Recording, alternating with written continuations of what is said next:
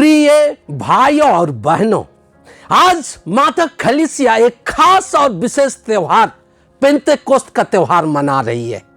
यह वही दिन है जब प्रेरितों पर पवित्र आत्मा उतरा था और उन्हें साहस, शक्ति और एकता से भर दिया था। यह केवल एक चमत्कार नहीं, पर कलीसिया का जन्मदिन था। आज की पूजन विधि हमें पवित्र आत्मा के सामर्थ्य पर विश्वास करने और उसकी साहस, शक्ति और एकता से भरकर ख्रिस्त के मिशन को जारी रखने तथा कलीसिया के विकास पर अपना योगदान देने पर चिंतन करने के लिए निमंत्रण देती है। यीशु ख्रिस्त ने अपने शिष्यों को वचन दिया था कि उनके चले जाने के बाद उनके लिए वह एक सहायक भेजेगा जो सत्य का आत्मा होगा और उन्हें मार्गदर्शन करेगा। यीशु अपने उस दिए वचन को पूरा किया और अपने जी उठने के बाद 50वें दिन में प्रेरितों पर पवित्र आत्मा को भेजा। बपतिस्मा और दृढ़ीकरण के दिन वही आत्मा हमें भी मिला है, पर क्या हम उस पर विश्वास करते हैं और उसकी उपस्थिति और संरक्षण में अपना जीवन बिताते हैं? आज के दिन यह हम प्रत्येक जन के लिए एक अहम सवाल है। एजेकियल के ग्रंथ 37 का 1 से 12 में नबी एजेकियल को एक घाटी में सूखी हड्डियों का एक दिव्य दर्शन मिला था। नबी द्वारा सुनाए गए प्रभु वचन एवं भविष्यवाणियों से वे हड्डियां जुड़ गए और मांस से भर गए थे। वे बड़ी संख्या में थे और दिखने में भले चंगे लग रहे थे, पर आत्मा या प्राण के अभाव में किसी काम के नहीं थे। बाद में नबी को निर्देश मिला कि वह उन पर फूंक मारे और फूंक मारते ही उनमें प्राण आ गई। वह फूंक पवित्र आत्मा का प्रतीक था। पवित्र आत्मा के अभाव में हम भी इस दुनिया में उन हड्डियों की भांति ही होते हैं। बाहर से भले छंगे, तंदुरुस्त और मस्त लगते हैं, पर अंदर से डरपोक, आपस में बिखरे हुए, कमजोर और खोखले होते हैं। शुक्र है कि यीशु हमारी इस कमजोरी और लाचारी को जाना और हमें जीवित, निडर, एक दूसरे से जुड़े रहने और मजबूत और क्रियाशील बनाए रखने के लिए पवित्र आत्मा को दिया है। उसी की प्रेरणा और निर्देशन से हम ये जानते और घोषित करते हैं कि यीशु ख्रिस्त प्रभु हैं। अतः हमें उसी प्रभु में एक होना है और उसके द्वारा स्थापित कलीसिया से जुड़कर उसके मानव मुक्ति के मिशन को जारी रखना है। आज के तीनों पाठ उसी पवित्र आत्मा के बारे में बताते हैं और उसके द्वारा प्रदत्त वरदानों का एहसास कर साहस, शक्ति और एकता से सराबर होने की चुनौती देते हैं। आज का पहला पाठ प्रेरित चरित्र से पढ़ा गया और इसमें हमें बताया गया कि किस तरह पवित्र आत्मा प्रेरितों और माता मरियम सहित अन्य प्रथम शिष्यों पर उतरा था। यहां पवित्र आत्मा दो रूपों में महसूस किया गया, एक आंधी जैसी हवा के आवाज के रूप में और दूसरा आग के रूप में। हवा ईश्वर के समान अदृश्य है, उसे हम नहीं देख सकते, पर उसके प्रभाव को महसूस कर सकते हैं।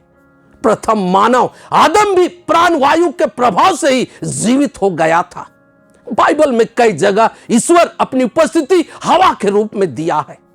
पुराने व्यवस्थान में आग भी ईश्वर की उपस्थिति का प्रतीक रहा है।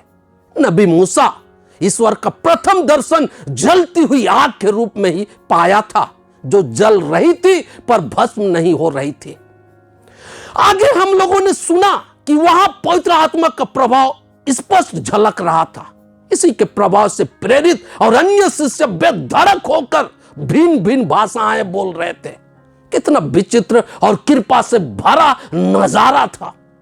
अलग अलग संस्कृति, भाषा, पृष्ठभूमि के लोग अनपढ़ प्रेरितों और शिष्यों से मुक्ति का संदेश बड़े प्रभावी ढंग से पा रहे थे। वहां विविधता थी, पर उसमें भी ईश्वर की महिमा झलक रही थी। पवित्र आत्मा उनकी भाषा, संस्कृति और बौद्धिक पृष्ठभूमि आदि जैसी दीवार को ढहकर उनके बीच समानता और एकता प्रदान की थी। आज हमारे समाज और कलीसिया में बहुत तरह की विविधता देखते हैं, लोग जाति, भाषा, क्षेत्र और विचारों से बटे हुए हैं और सब अपने को सर्वश्रेष्ठ मानते हैं। आज का पहला पाठ हमें बताता है कि हमारी विविधता कोई बाधा नहीं, ईश्वर का वरदान है। पवित्र आत्मा हम सबों को जोड़ता है। उसके द्वारा संचालित नहीं होने के कारण हम बिखर जाते हैं। अतः आज उस पवित्र आत्मा को अपने जीवन में स्थान देने और उसके संरक्षण में रहकर हमें उससे निर्देशित होने की जरूरत है। आज का दूसरा पाठ कुरिन्थियों के नाम संत पौलुस के पहला पत्र से पढ़ा गया। इसमें संत पौलुस हमें बताते हैं कि पवित्र आत्मा हम हर जन को वरदान देता है। किसी को सेवा का वरदान तो किसी को शिक्षा देने का, किसी को सलाह, प्रार्थना या प्रेम करने का वरदान मिला है। अतः आज हमें अपने उस वरदान को पहचानना है और उसे पहचान कर उस आधार पर कलीसिया के अंग होने के नाते उसका विकास में अपना योगदान देना है। क्या आज हम ऐसा कर सकते हैं? आज का सुसमाचार संत यूहन्ना के सुसमाचार से पढ़ा गया। इसमें पिता ईश्वर के कार्यों को जारी रखने के लिए प्रेरितों को भेजने और फूंक कर उन्हें पवित्र आत्मा देने की बात को बताई गई है। यीशु ख्रिस्त अपने प्रेरितों से कहा, पिता ने जैसे मुझे भेजा है मैं वैसे ही तुम्हें भेजता हूं। पिता ईश्वर प्रभु यीशु ख्रिस्त को क्या करने के लिए इस दुनिया में भेजा था? इसका आसान सा जवाब है, सभी मानवों को मुक्ति दिलाने के लिए। यीशु ख्रिस्त इसी कार्य को क्रूस मरण द्वारा पूरा किया। साथ ही इसे जारी रखने के लिए उसने अपने प्रेरितों को चुना था ताकि उसके जाने के बाद उसे जारी रखा जा सके। यह कार्य जितना सुनने में सरल लगता है उतना आसान नहीं था। उन्हें एक सहायक चाहिए था जो उनका मार्गदर्शन करे और उन्हें बल प्रदान करे, जो उन्हें क्रियाशील और जागरूक रखे। अतः वह फूंक कर सहायक के रूप में उन्हें पवित्र आत्मा को दिया, जो उनके डर भय को दूर किया और उन्हें साहस और शक्ति से भर दिया। उसी पवित्र आत्मा के संरक्षण और संचालन में उसके प्रेरित उसके मिशन को जारी रखे और कई लोगों ने मुक्ति पाकर अपने को धन्य कर लिया। क्या लगता है आज मुक्ति पाने में सबसे बड़ा बाधक क्या है? सबसे बड़ा बाधक मानव का पाप है। इस दुनिया में कितने ऐसे लोग हैं जो पाप करते हैं पर उन्हें पाप का बोध नहीं होता है। वे पाप के भारी बोझ से परेशान हैं पर उस परेशानी के जड़ से अनजान हैं।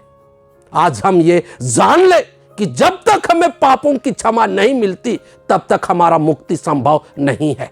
अतः यीशु ख्रिस्त हमारे इस बड़ी समस्या को दूर करने के लिए पाप स्वीकार संस्कार दिए हैं, जो सब पवित्र आत्मा के संरक्षण में होता है। यीशु पाप क्षमा करने का अधिकार उस समय अपने प्रेरितों को दिया था। आज ये अधिकार सभी पुरोहितों को मिला है। इन बातों के आधार पर हम विचार करें, क्या हम मुक्ति पाना चाहते हैं? क्या प्रेरितों द्वारा जारी मुक्ति कार्य के हकदार होना चाहेंगे? अगर हमारा जवाब हां है तो हमें पाप मुक्त होना होगा। हमें पवित्र आत्मा की आवाज सुनकर बार बार अच्छा पाप स्वीकार करना होगा। कलीसिया का एक सुयोग्य सदस्य बनना होगा। आज का सुसमाचार हमें यही चुनौती दे रहा है। अतः आइए इस पेंतेकोस्त त्योहार के दिन इस पवित्र यूखरिस्त के माध्यम से प्रार्थना करें कि हम सबों को पवित्र आत्मा की कृपा मिले, हम पाप मुक्त होकर नया बने और पवित्र आत्मा से मिले खास वरदान को पहचान कर कलीसिया के कामों में उसे लगा सके और उससे ईश्वर की महिमा हो। आमीन।